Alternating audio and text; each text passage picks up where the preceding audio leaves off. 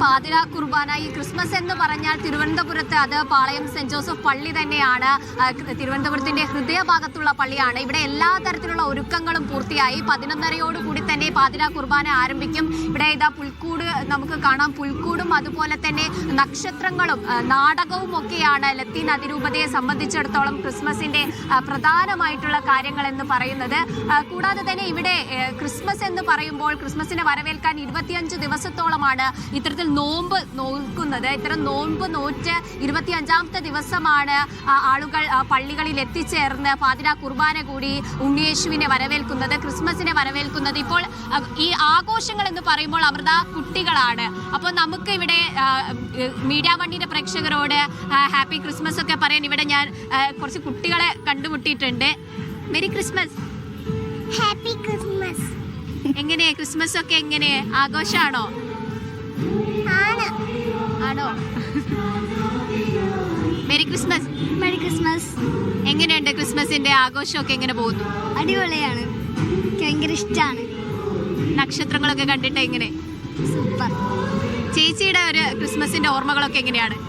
ഞങ്ങൾ എല്ലാ വർഷവും ഈ ഒരു ദിവസം വരാറുണ്ട്. കാസ്റ്റ് വേറെ ആണെങ്കിലും ഞങ്ങൾ എല്ലാ വർഷവും എല്ലാ മതത്തിനോടും നമുക്ക് അനുകമ്പയാണ്. അതുകൊണ്ട് ഈ ആംബിയൻസും വൈബും ഒക്കെ കാണാൻ പള്ളിയിലാണെങ്കിലും പുറത്ത് ഞങ്ങൾ കനകക്കുന്ന് പോയിട്ടാണ് വരുന്നത്. അതുപോലെ എല്ലാ സ്ഥലങ്ങളും പോകാറുണ്ട്. അപ്പോൾ ഇതൊക്കെ കാണാനും കുട്ടികളെ കാണിക്കാനും നമ്മളാണല്ലോ അവർക്ക് വഴി കാണിച്ചു കൊടുക്കേണ്ടത്. അത് ഇഷ്ടമായിട്ട് വരുന്നതാണ്.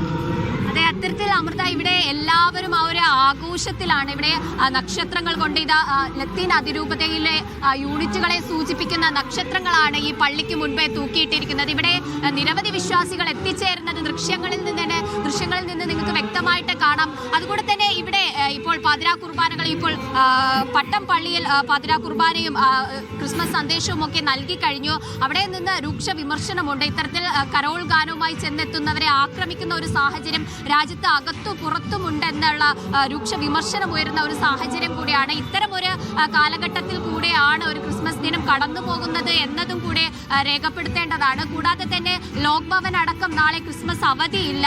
ആ ഒരു സാഹചര്യം കൂടി രാഷ്ട്രീയമായിട്ടുള്ള ഒരു സാഹചര്യം കൂടി നിലനിൽക്കുന്നുണ്ട്. എങ്കിൽ പോലും യേശുക്രിസ്തു എന്ന് പറയുമ്പോൾ തന്നെ ക്രൂര പീഡനങ്ങൾക്കിരയായിട്ടും ഉയർത്തെഴുന്നേറ്റ ഒരു വ്യക്തിയാണ്. അത്തരത്തിലുള്ള ഒരു ദൈവിക വിശ്വാസമാണ്, ആ ഒരു ആത്മീയ വിശ്വാസമാണ് ഇവിടെ ഇന്നും നമുക്ക് കാണാൻ കഴിയുന്നത്. ഇത്തരം സാഹചര്യങ്ങളിൽ കൂടെ പോകുമ്പോൾ പോലും വിശ്വാസികൾ പള്ളികളിൽ ഒഴുകിയെത്തുന്ന കാഴ്ച, ആത്മീയമായിട്ട് കൊയറൊക്കെ ഉണരുന്ന ഒരു കാഴ്ച. ഇവിടെ 11:30 തന്നെ പാതിര കുർബാന ആരംഭിക്കും.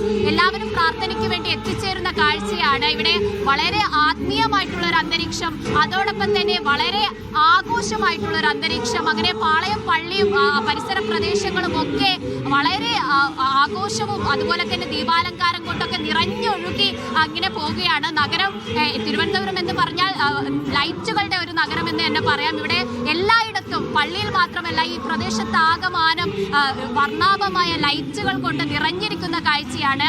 ആത്മീയമായ ഒരു അന്തരീക്ഷത്തിൽ പാതിര കുർബാനയ്ക്ക് വേണ്ടി തയ്യാറെടുക്കുകയാണ് വിശ്വാസികൾ. അമൃത.